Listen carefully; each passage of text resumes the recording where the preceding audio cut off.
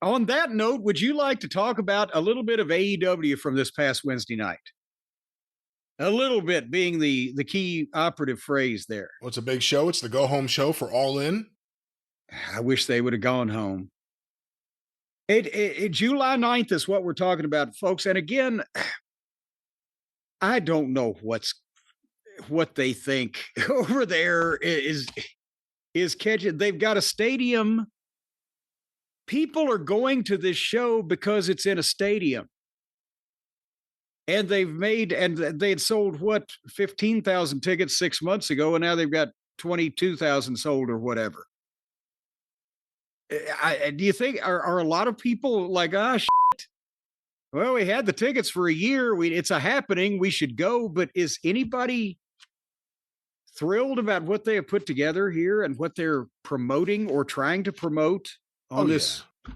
It is AEW. There's always a bunch of people who think this is the best pay-per-view of all time before it happens. I think that maybe there'll be a walk-up. Maybe they'll get another 1,000 people in walk-up. Who knows?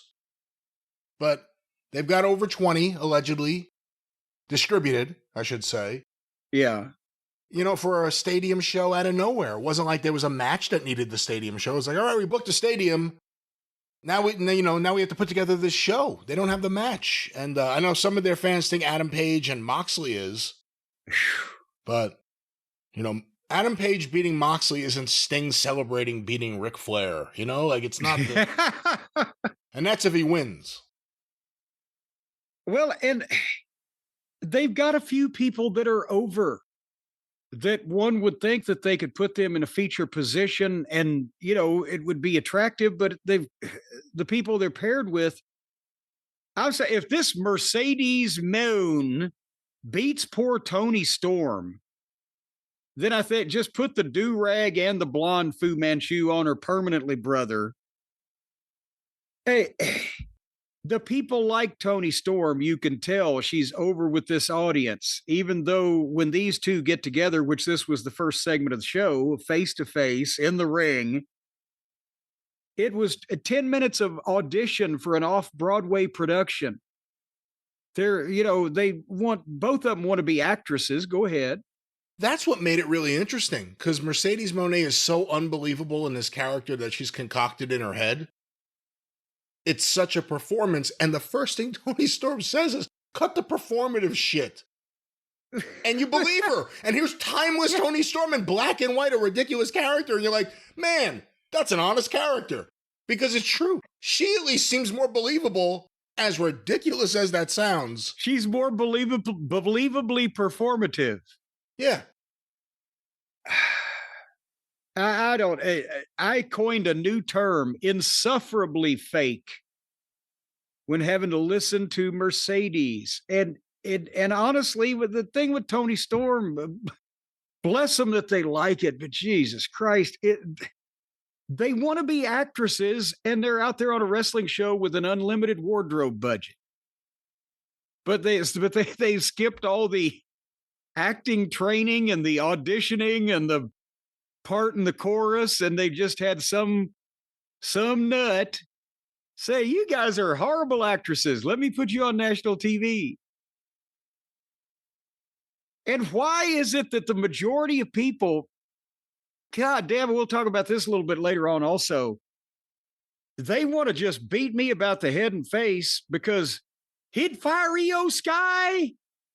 Or he doesn't like the girls. I can understand if the fans of the female wrestling were the females. Says, hey, you're representing us. Now we get to see people like us on the card. But it's predominantly men. Men now want to see wrestling, quote unquote, where these women dress up in spangles and pretend to be mad at each other. This would have started a riot or emptied an arena at one point in the wrestling history line. And instead, they're like, oh, yes, Mercedes. What? I'm sorry. I don't understand. Do you understand? I don't understand. I mean, I haven't heard anyone say she's a good promo, but she's a horrible promo. And again, when you're in there with timeless Tony Storm, who's in a complete gimmick, And somehow she's down to earth compared to you. And it just seems more believable. It seems more believable that she would believe that she's timeless than that Mercedes Moné would believe anything about this character. She can't talk. That she's the CEO. You know, I say she can't talk. She can talk in the sense that, like, she has whatever she concocted in her head figured out and she knows what she wants to say, but it's all performance and it, you know, it's not effective, I don't think. People like Toni Storm. People like Mercedes in the ring. But man, she sucks as a promo. Horrible. I have not seen the in-ring either, but nevertheless. And Toni Storm called her. I couldn't believe that. I couldn't believe she called her out. Stop with the performative shit. I'm like, man, she just said what I'm thinking on the And but again, people who live in glass houses shouldn't throw machine guns or whatever that, because the whole show is people being performative. Well, you know what I'm saying, don't you? You ought to. The whole show is performative. They're all pretending. Moxley rambled in a dark room. I don't know. Moving on. Bandito teamed with Brody King against Kyle Felcher and Take a Shit. Is Bandito now one of the hound dogs from hell? Or the hell hounds of the Delta? Or Howlin' Wolf? What are they? I don't think the hounds are officially together until the other hound returns before he finishes out his contract and goes to where he wants to go. No, I don't know. Is the other hound at the vet? Or is he just Tony ain't booking him? Well, he had that bad injury, remember? We saw it on TV. I can't remember all these fucking various different.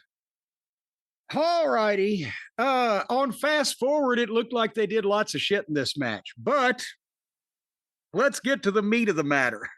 This fucking finish, it's a tag team match, but they're in a 4-way with 2 in the ring and 2 on the floor fighting simultaneously forever with Aubrey Ed standing there, you know, not doing anything as usual. And not only are you distracting with that law, you're distracting attention, but then Kyle and Brody ended up out on the floor, not even involved in the finish. They did a big move to take them out. So, fucking whatchamacallit comes off the top. Bandito I'm trying to figure out how to describe this. He climbed to the top, Take a Shit's in the middle of the ring. Bandito climbs to the top buckle faced away from him and dives off and does a twisting, turning corkscrew backflip. And the idea was that Take a Shit was supposed to catch him with a big forearm in midair, right? Did you even see this to know what I'm talking about? I did. It was one of 2 stupid forearm spots on this show. Well, can you call it a forearm spot if his forearm was not even nearly in the vicinity of where it was supposed to be? Or could it just be a failed spot because fucking Bandito just flew right past him and crashed and burned on the mat? The elbow strike completely missed all of him. Not even a spinning appendage got clipped. And the people went, oh! They thought he just fucking committed suicide or something. And then Take a Shit picks him up and suplexes him. 1, 2, 3.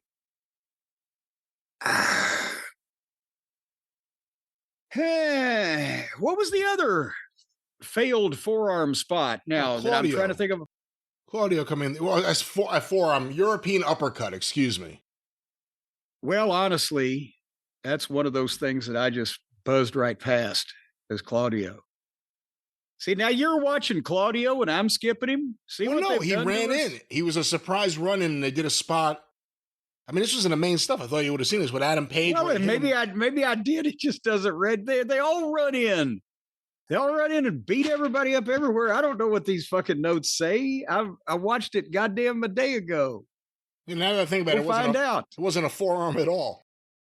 The fuck? I don't know. Anyway, the next match was Ricochet versus Blake Christian. And again, Ricochet is they're paid him a lot of money, I guess. And he's a heel people don't like, but he goes out and has these organ grinders monkey matches with fucking every underneath job guy that can do spots. And Blake Christian, they put a promo up from him in the box during the entrances or whatever. It makes Michael Jackson sound like Lou Rawls. It looks like he has some kind of facial hair that looks phony. It looks like they put a fucking mustache on a goddamn 8-year-old child. So we've seen him as a babyface and we've seen him as a heel in the limited appearances on this show, I think. Well, yeah, but again, small, pale, nondescript, can't talk, bleh. And he tries to do his stupid shit to make up for it, and he fucks it up, which we'll talk about. Because this one, I don't even like Ricochet, right? As a talent or a person, apparently. But if you're going to fucking use him and pay him, why are you doing this to him in the booking? Is 5 or 6 minutes into this thing, there comes Bishop Khan and Tia Leone. He's putting together a faction so everybody that's not doing anything right now can hang out with Ricochet. But they come out when the child has just given Ricochet a 450 splash and got a 2 count. So now he's got to have Ricochet needs help against this job guy. With the heels on the floor in full view, by the way, of the corpse ref, Rick Knox. But did you hear what Rick Knox has been accused of now? No. Rick Knox goes to Max Schreck's family reunions and fits right in. He's been accused of this? He's been accused of it. They haven't kicked him out yet. So Blake Christian is trying to avoid the heels that are going after him, but it's right in front of the referee. So it makes no sense. He dives on one heel, he ducks another one, he grabs one of them's hands, and they do an alley-oop cheerleading spot to get up on the barricade, where as soon as Christian is up on the barricade, both the heels bent over, lined up and bent over and braced themselves. And the idea was going to be that he was going to step on one's back and then step on the other's back and then walk right to the apron. Bearing in mind that it looked as you imagined it did when they just bent over in a straight line and stood there. And then his foot slipped off number 2 and he almost fell off the apron. But Ricochet now draws the referee's attention, and the heels beat the babyface up on the floor. Then Ricochet dove on him, threw him back in, hit him with a clothesline and some move where he dropped him on his head. 1, 2, 3. And I'm thinking he didn't need an axe. A child. He needed 2 heels to help him by beating the guy up with multiple blows. Then he hit him with fucking 3 moves. Jesus H. No wonder nobody gets over. And they think that this is what they're supposed to be fucking doing. They genuinely believe it because they've been trained by people doing indie shows. And well, Ricochet had the opportunity at a higher education, apparently, and flunked out of that. So then the heels double power bombed the job guy. Why? It's meaningless. Nobody cares about him anyway. You already took too much effort to fucking beat him. Now you're going to power bomb. Is somebody going to come over the rail with a knife or a fucking gun? Try to kill you because you power bombed the job guy? It just next time you do it, or if you ever do it with somebody that means something, you've just devalued that. Well, that's what they do to everybody. What purpose did that serve? Amateurs. Your thoughts? Can't add too much to what you said. Again, it went a while, but that's what they want to do. And the problem is also the promos. I don't know if you saw it. I'll bring it up here because Blake Christian's like another reminder of the guys they put time in and try to make on TV. And that's what TV time is. Even if you lose every week in Tony's mind, he's building you up. And Daniel Garcia, I just saw some clip from Collision. He ran out on someone and he was calling them out for whatever they said about him. He goes, "You said you beat Daniel Garcia. Big deal. Everyone beats Daniel Garcia." And I'm like, this fucking guy. Daniel Garcia said that? Daniel Garcia said that it's a big deal to beat him because everyone beats him. Sarcastically, it's a big deal. And I'm like, what the fuck? This comes after he ran out there with the crowbar and said, "I wish I could do something."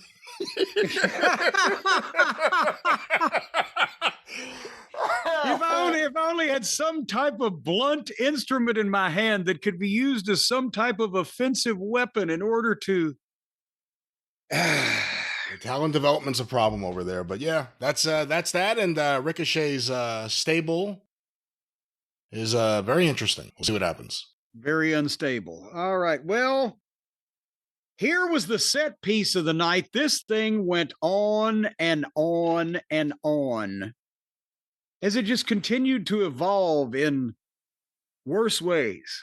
So MJF and the Hurt Syndicate were in the back. They're cutting a promo, just a brief promo. And then as MJF continues to speak, the Hurts go around the corner because they're going to get ready to do whatever they're going to do. And oh my God, what the fuck? And the camera goes around the corner and they discover a note on the not on the blackboard, actually the whiteboard, the white drawing board thing. Jet Speed have taken the tag team belts. They've left them a note, said, "Hey, we went ahead and took the belts because I pinned Shelton on Collision." But then it was signed Jet Speed, so I don't know who I and then the plural would be, but one of these numbnutses beat Shelton Benjamin apparently on Collision. So this is the beginning and the end here. And then the Hurts leave because they want to go find Jet Speed with the tag team belts. So already the Hurt Syndicate has joined the land of Lilliput, the Lollipop Guild type of angles. They were serious. They looked like stars. They hurt people. They got over. Now, I'm sorry, all you can call them is job guys, because that's what they ought to be doing right now. Small, underneath talent that has not been developed, and in Hong Kong's Fui's case, never can be, is now being put in a position to fucking make stumble bums out of some of the only stars that they have on the roster. So, but now it's time, because while the Hurts go looking for their belts, MJF has to go to the ring to meet Mark Briscoe for the in-ring talkie talk. And boy, as soon as they started and they were looking at each other, and you see the contrast between MJF and Mark Briscoe and both these guys, there's an element of legitimacy to both of their gimmicks. There's potential here to begin with. This is probably the most interesting thing going on because both guys can talk, both guys can work, and you got a baby face that despite the booking, people still care about. But God, all I could think was if Mark Briscoe had been presented properly for the past 2 years, and I guess you could say the same thing about that for MJF too, this would have been the pay-per-view main event and it would have drawn some legitimate money. I truly believe that. If they could have, instead of trying to please the fucking weirdo audience that's going to buy this shit no matter what, if they'd have tried to make shit make sense with talent that can get over and make people care about them instead of their fucking monkey moves, this could be Punk and MJF level type of thing. Anyway, MJF blistered the crowd. It just shut the fuck up. Have you noticed they bleep like later on? I think maybe a goddamn or something, but they just say they've quit trying to bleep shut the fuck up from the crowd. And, MJF was good with hey, take a walkie walk back to your meth lab in the dumpster fire, Delaware. But Mark Briscoe, he's got the gimmick, he's got the talk.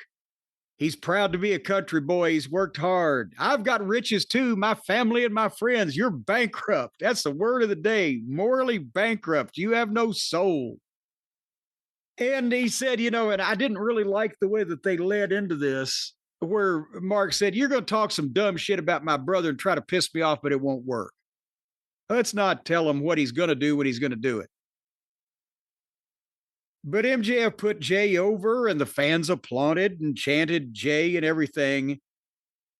But then he hits Mark with the thing, I pity Jay because he's got to see what you become. And he's rolling in his censored to see what you become. Goddamn grave, maybe, if I'm a lip reader. And if Jay was here, he'd say, chicken, it shouldn't have been me, it should have been you. And that's when Mark gets on him. And they have the big fight. And okay, now we got a goddamn personal issue going. Imagine that. Between two guys that can talk and work and people are into it. And then we got to here comes the dancing bears and all the rest of the clowns and the acrobats in the circus. The Hurt Syndicate music plays. And here comes Bobby and Shelton and MVP. And they get to the ring where they're still on the floor, but Briscoe is covered. And then here comes Kevin Knight and Spitball. And they come from behind and jump Lashley and Benjamin, and they've got the belts, and it looked horrible. They can't do this shit. It's not. Briscoe chased MJF through the crowd. He got the fuck out of there. But then again, an extended period of time that Kevin Knight and our friend Hong Kong Phooey with the whitest teeth that anyone has ever come across have got all three members of the Hurt Syndicate that any one individual one could take the other two apart. They've got all three down, selling on the floor, and they were beating them up. But it wouldn't stop, but their shit looked horrible because they didn't know what to do. So they were just awkwardly trying to throw them around. And I couldn't believe it. They finally decided to have baby faces kick some ass, and it's not Swerve, it's not Paige, it's not Kenny, it's not Osprey. It's these two. And then here comes Christian Cage and his children. Pip Sabian and Nick Plain and Mama Plain. And they beat on the Hurt Syndicate, and they concertoed Lashley's leg 3 times. Brian, goddammit, tell me that it's insane that what they're doing to their own goddamn move, Christian, that stupid thing that I've always hated when anybody does it, the concerto. But if you put a guy's leg on a chair, and you take another chair and you whack it as hard as you can 3 times, should the announcers be saying, well, this may hamper him when he wrestles in 3 days? What the fuck? Oh, yeah, that's going to hurt him this weekend at All In. Why ain't he going to the hospital? You fucking foons.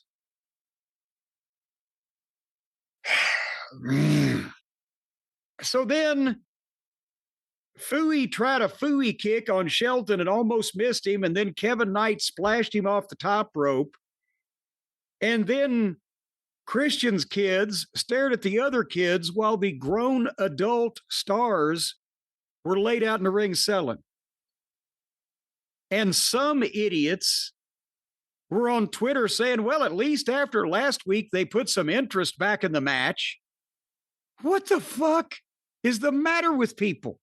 What are they looking at?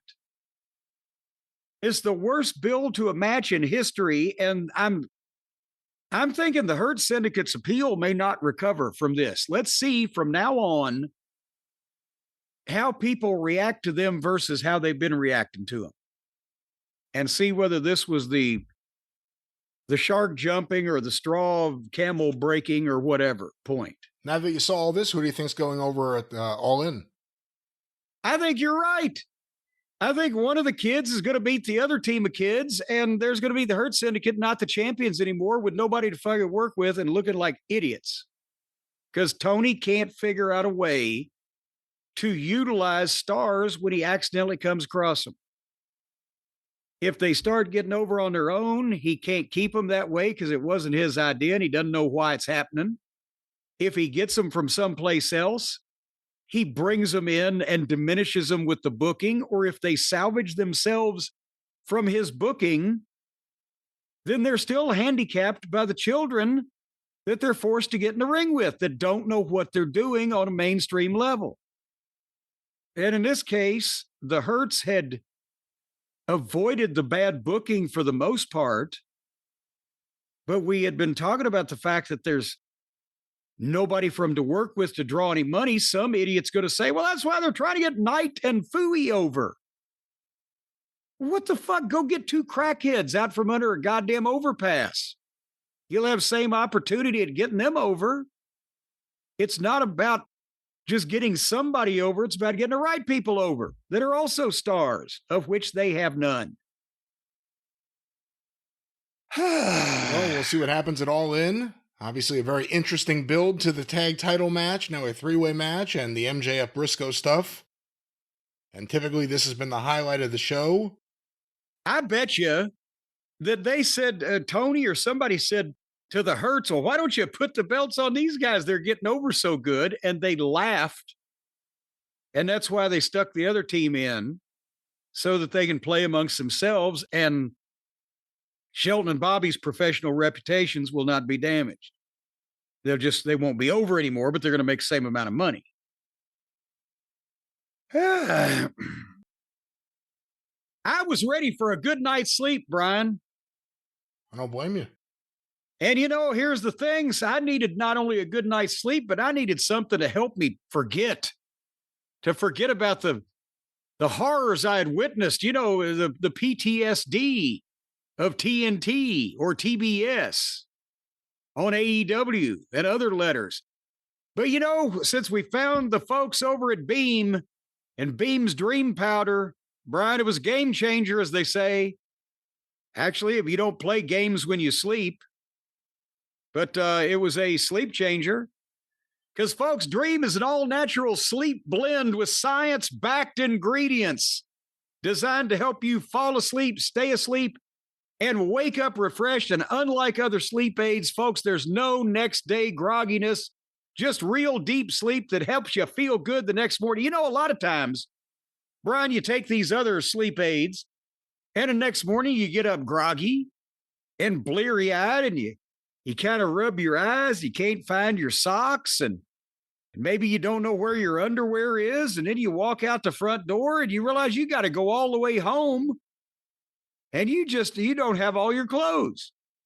But not with Beam. No, not with Beam. That's never going to happen. No. And I'll tell you what also, Brian, Beam has improved over 17.5 million nights of sleep, and that is over 175 million sheep that have been counted. And 92% of users surveyed reported better sleep and waking up refreshed. 8% of the users will begin commenting again as soon as they're going to remember how to do cursive soon, and they can fill out the form. We can't speak for the other 8%, but we could say that some of them can't even speak for themselves anymore. They're stop refreshed. it. We can speak for Beam, the power of Beam, and the Dream Powder. Yes. Of course, Suzanne has become a big, big fan of it. She asked me the other day, when are we getting more Beam?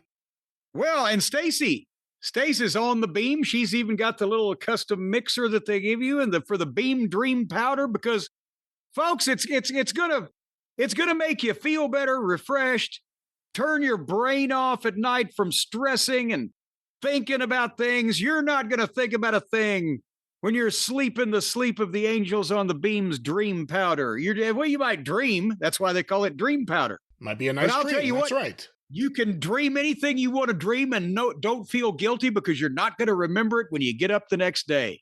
So go ahead and do that German video scene that you've been thinking about.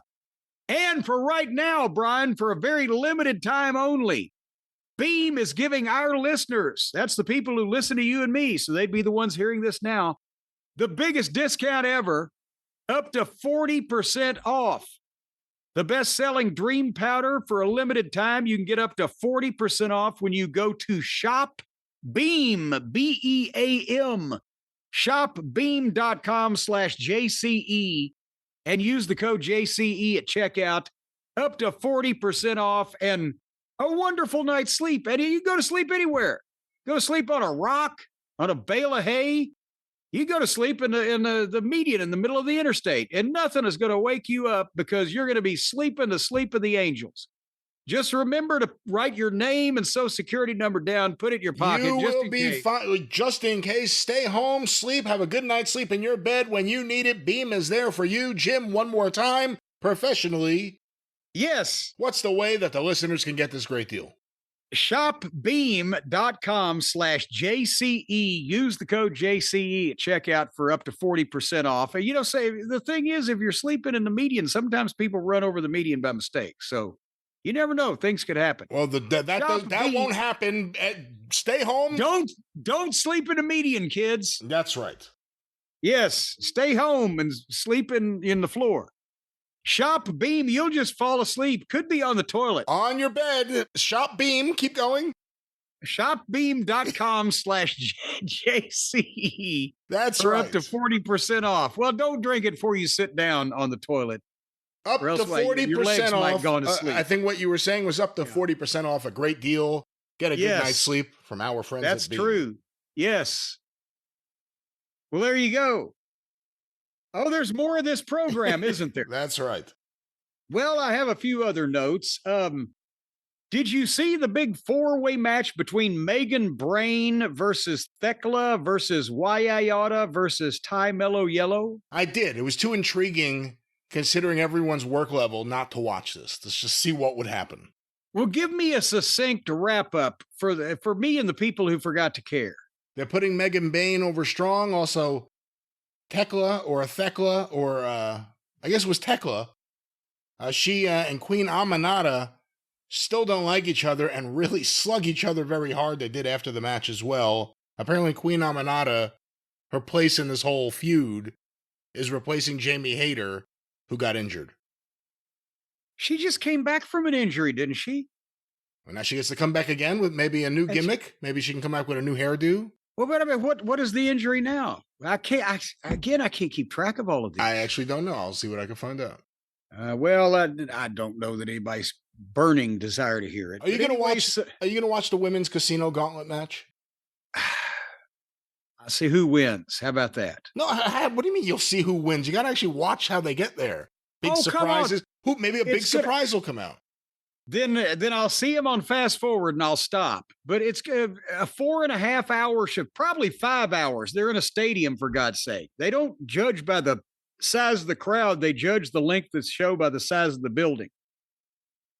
A stadium show that's going to be 5 hours long, 30 minutes of multiple women running in. And did you hear Toni Storm's comment at the beginning of the night? She goes, Mercedes, Texas is known for two things, and I'm one of them. The women's division heating up in AEW. Heating up. All righty. Anyway, Samoa Joe versus Wheeler Useless. And they actually take the time for this shaggy curtain jerker to do the Boar Horseman entrance. He's all by himself. He's walking through the crowd. It's him. Samoa Joe. They ought to be playing the goddamn music from Jaws. Have him walk through the crowd and put this buttlefuck in the ring. And everybody be going, oh shit, that guy's going to eat him alive. But the other way around, what is the tension? We're expected to buy this as competitive, like Joe has something to worry about. And the fans were chanting, get a haircut at old Wheeler. Yeah, if they had real heat, that's when you would see a fan do something, because they probably think, well, Moxley may be tough and Claudio may be tough and Marina may be tough, but I could take him. Yeah. Yeah. They'd like to take him out of the fucking show. So Joe won the thing in 8 minutes with a choke, but then Gabe Kidd, remember him? He's the one that looks like the great value Josh Alexander. He's supposedly one of these brilliant prodigies from Japan that is one of the greatest wrestlers in the world. And now he's signed here and he runs in and jumps on people. So he came in and hit Joe with the belt, and then Hobbs and Shapoopy ran out and made the save for Joe because they're going to wrestle in the next multiple man, 8-man tag team match bullshit going on. But before we get there, Joe versus Wheeler.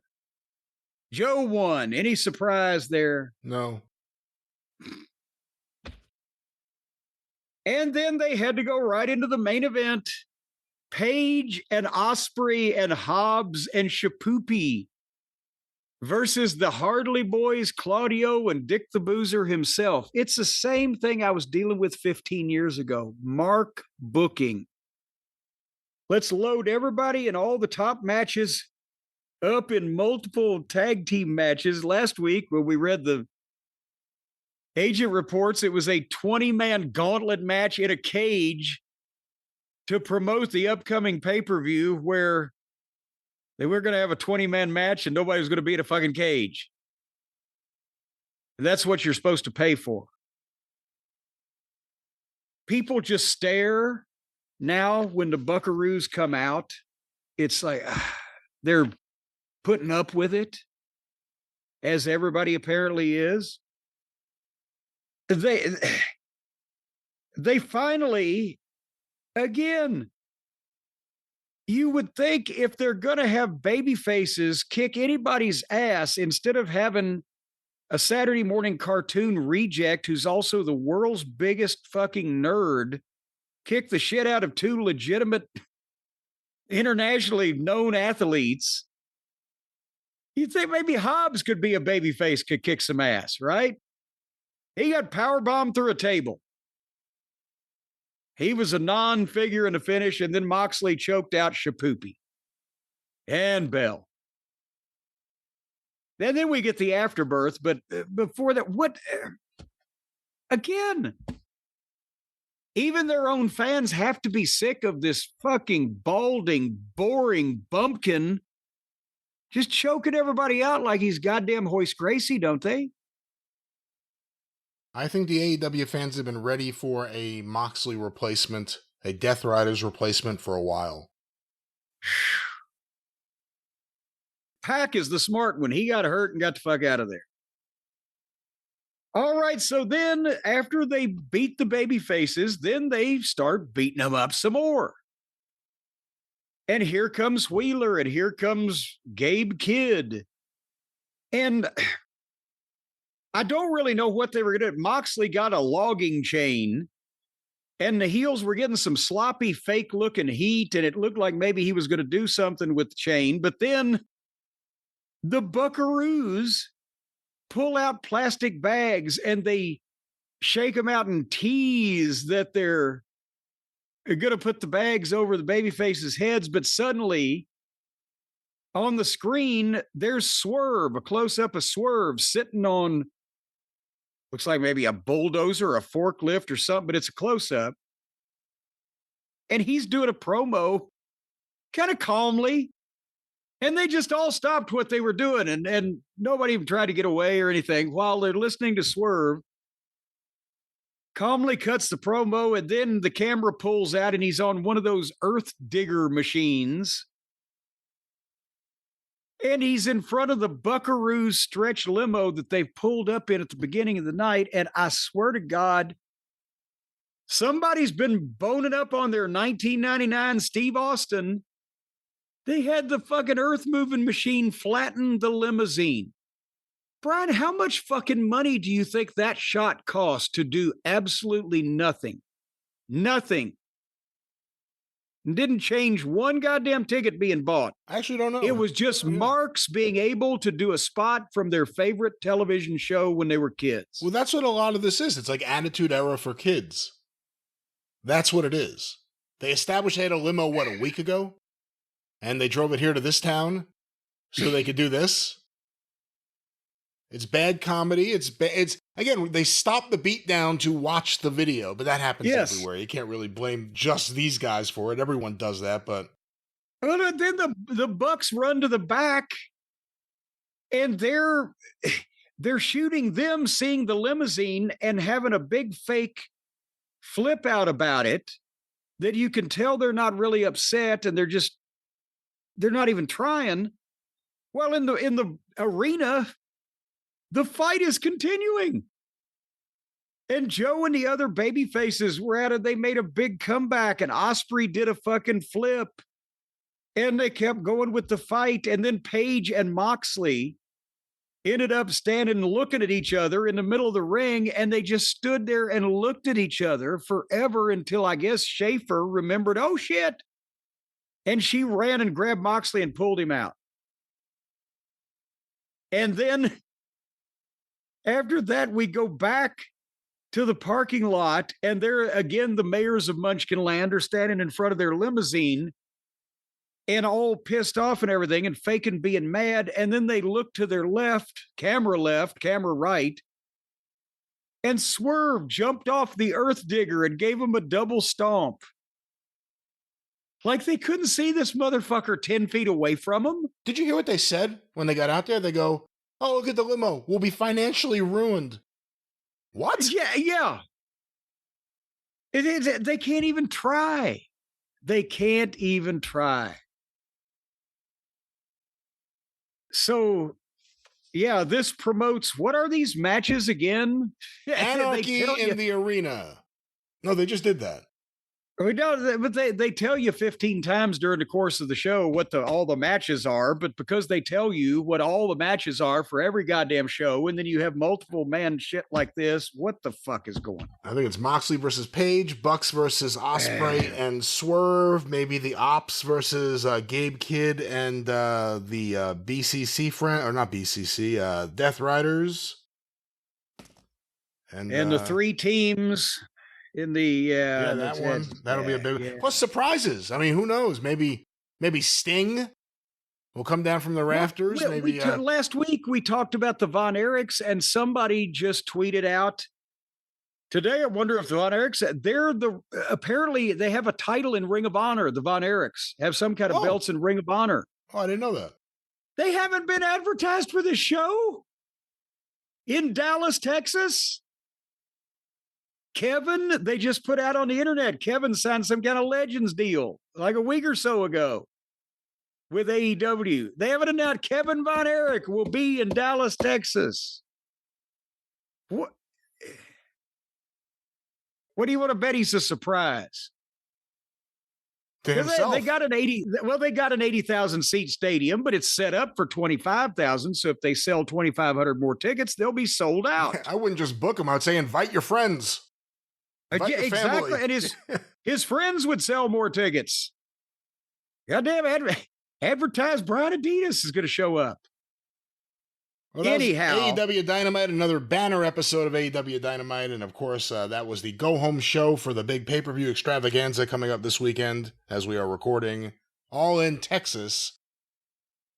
But as we do every week, Jim, why don't we talk about these big ratings? The big ratings.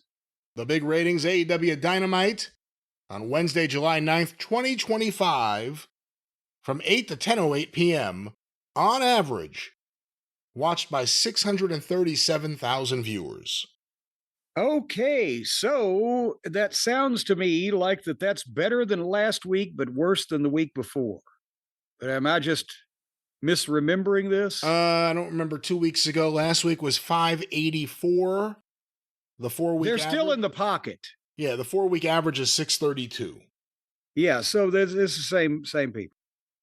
But where did they start and where did they end up? That's always the thing that tells the story. Well, let's go to the story. This was compiled by WrestleNomics, the quarter-hour breakdown. Quarter 1, 8 to 8:15 p.m. The Mercedes Moné, Tony Storm live angle, the Jon Moxley promo. Every one of these promos where he wants to sound like whatever he's trying to do, He always has a second camera there. Have you noticed that? It's Moxley. Yeah, yes. There's always like a camera off to the side filming it too for no good reason. That's an artistic treatment that they're doing these days with television shows. Is this the character that should have artistic, cinematography in his promos? I don't think so. Also, the Young Bucks angle, 732,000 viewers.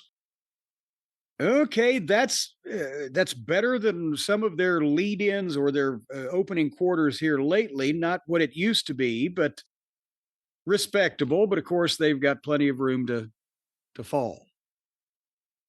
We go to quarter two, 8:15, 8:30 p.m. Bandito and Brody King. The team is listed here as Proto Sheeta.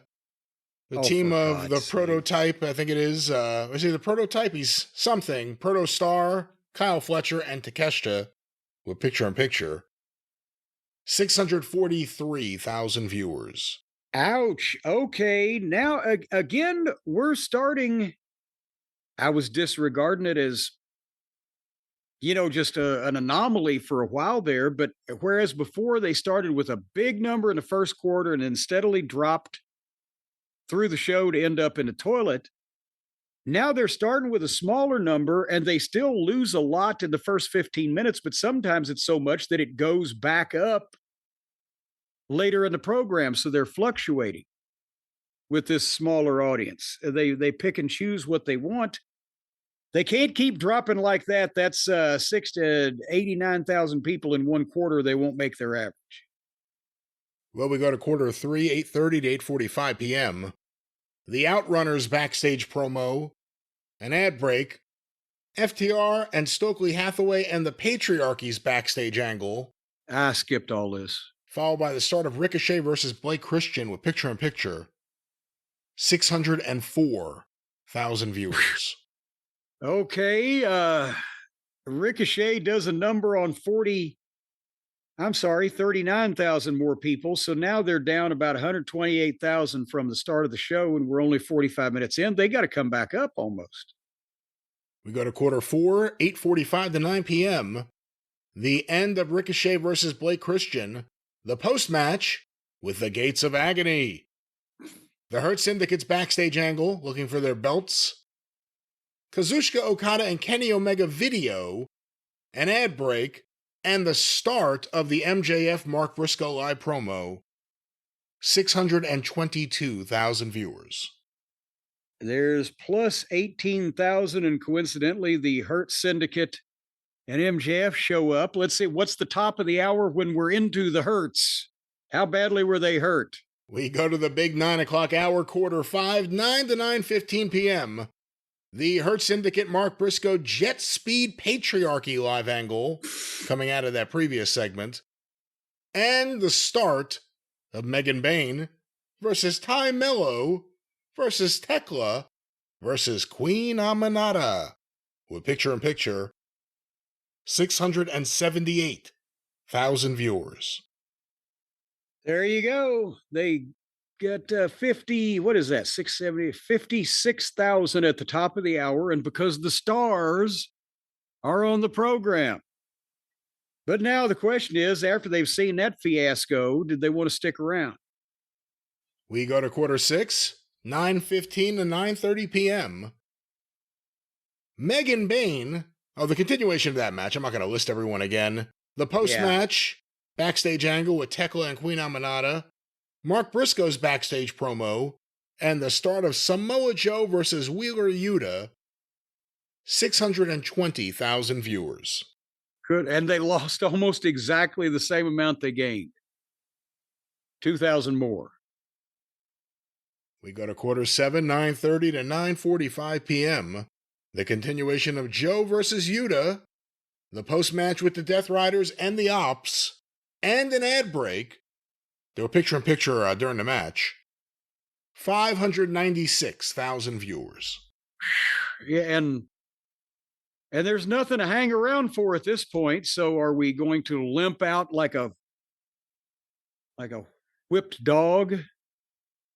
Well, we go to quarter eight. I remind you, whip him like a dog. Quarter eight, I remind you of an 8-minute overrun. 8, 9:45 to 10 p.m.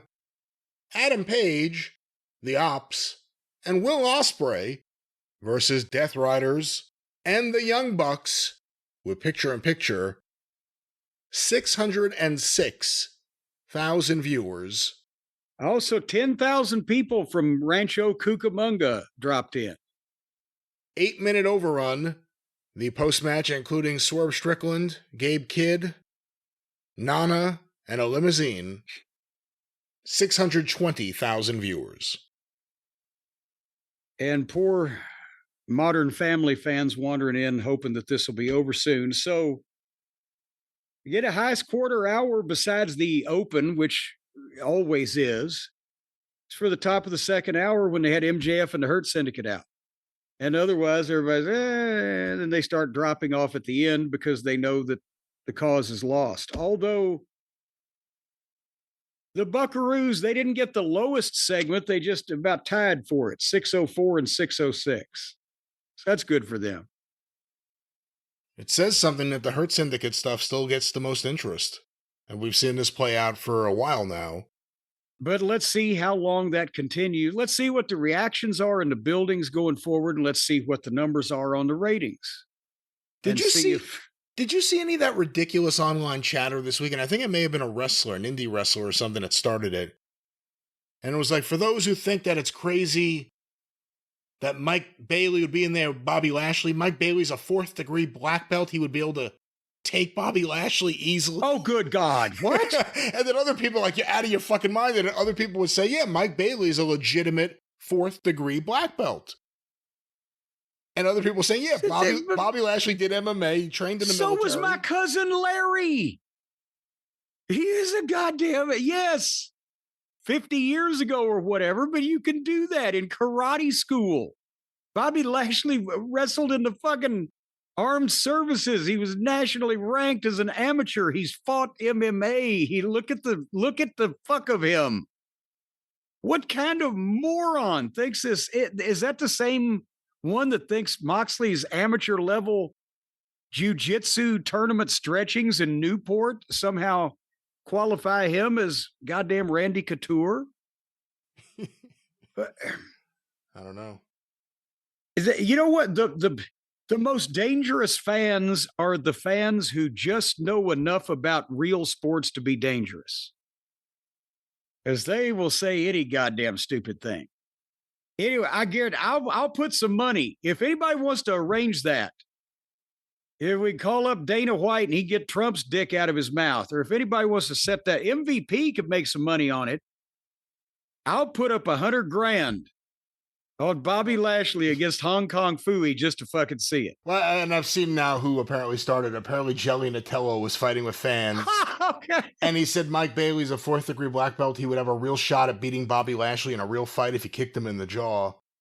And then that was doubled down by Cheeseburger. You know what? Wait a minute. Hold on. I'd have a hell of a shot at knocking Mike Tyson out if I hit him in the head with a sledgehammer. Yeah. Is he supposed to just stand there and wait on it?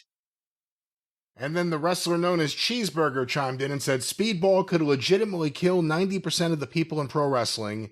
Oh, Christ. And likely 100% of the people that complain about wrestling on the internet. Thankfully, he's a nice guy. Do you think Mike Bailey could kill 90% of the wrestlers in the business? Oh, please. Hello. But we're all, thankfully, we have been saved the horror of if Spitball Hong Kong Phooey had a bad temperament. Imagine the chaos and the carnage he could wreak across the land. Thankfully, he's a nice guy. Because none of these guys have athletic backgrounds. So when somebody can say, yeah, I'm a 4th degree black belt from fucking so-and-so karate school in this strip mall in fucking Inglewood or whatever. Oh, wow. Don't fuck with him. She said, what do you think Kurt Angle would have said if he'd come up and say, yeah, I'm a 4th degree black belt? Well, good. Take it, wrap it around your neck and tie it to my bumper because I'm going to drag you along through this. How fast do you think Lashley or Shelton or even fucking MVP? Shelton. MVP's a black belt. Well, yeah, but MVP walking with a fucking cane right now. I'd hate for him to have to hurt himself killing fucking Spitball. But Shelton, again, I'm sorry, I've personally witnessed friendly skirmishes between Shelton Benjamin and Brock Lesnar in training situations. And no, no. It's a whole different fucking level that that's why they don't even consider themselves professional athletes. They're entertainers. That's why when somebody has the slightest modicum of a legitimate athletic background, they're like, oh wow. The fuck? I hope Dan Severn doesn't ever piss spitball off poor Dan. I hesitate to think what Fooey would do to him. I saw someone use him in an argument the other day too. They're like, Kenny Omega really did MMA. Look, he even fought Dan Severn. And it's like, well, I hate to break it to you, but not all those fights were fights. Dan Severn's worked more MMA than he has fucking pro wrestling. I think now since he's retired from competition, I can fucking say that without hurting him or anything. But what the fuck? It's ridiculous. They all need to get a new business, don't they? A new line of work, Brian. All of them, yeah. That's what they all need. And what if they can't do anything, you say? You say, what if, that's what you say, you say, what if they can't do anything? What if Spitball Mike Bailey can't do any goddamn thing on this planet?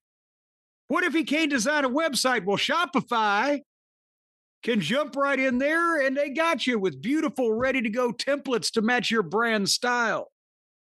And let's say that this knucklehead, he needs a hand with these things. He just can't do it on his own. Shopify is right there. Everyday tasks like enhancing the product images, writing the product descriptions, generating discount codes. Shopify has tools created for commerce. All that AI stuff you hear about.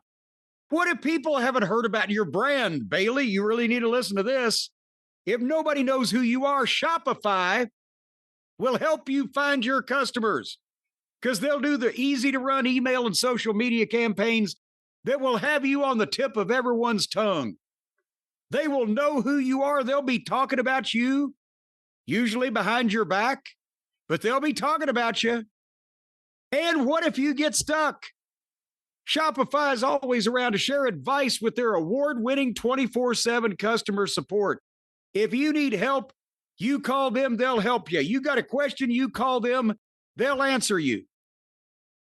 You don't want to pay them for their services, they'll find you. You don't need to call them, but it's not going to cost you that much money because right now, folks, you can turn those mere pipe dreams, those mere fantasies, those mere delusions, you can turn them into cold, hard cash and a big cha-ching. There it is now. That's what you're going to hear. When you go to shopify.com/JCE and sign up right now for your $1 a month trial period, $1 a month for them to basically take over and deliver you to the promised land. They'll do everything for you. Well, they're not going to reach around. You're going to have to do that yourself. But folks, shopify.com/JCE for a $1 a month trial period. Get yourself out there. Get your product out there. Make money and hear that magic sound of that no good, dirty old woman with her stolen dog in the basket riding her bicycle past your window in a storm. That's not that sound. That's the Shopify sound. That's the sound of making money. Ka-ching. Ka-ching. Actually, it says cha-ching here. Is it ka-ching or cha-ching? I didn't realize there was a phonetic spelling for you there. Chaka Khan or cha-ching or shushing. That's what I'm going to do now. I'm going to shush and let you go now to shopify.com/JCE. $1 a month trial period. Let them start your empire. Sell your product. Make your name a major name and recognized around the world. Hold you up to the most exclusive of standards. And make sure that you retire the benefit of your hard work. Now you'll have your feet up. You'll be old. You'll be sipping a pina colada under a palm tree. And that's where you're going to be. And then Shopify will just carry on and make money off your corpse after you're dead. But we don't need to talk about that right now. Yeah, we don't, because that's not the way it's going to work. But they are there for you. If you die while they're running your business, then they're just going to take it over and run. That again, that's not how it works either. But ladies and gentlemen, Shopify. Well, they want your legacy. They want your legacy. You hear that, Jim? You hear that noise? You know what that means. The legacy continues on. The legacy continues. Your legacy will continue. And our friends at Shopify, of course, they power our store. They can power yours. One more time, Jim. Yes. Shopify. Cha-ching.com/JCE.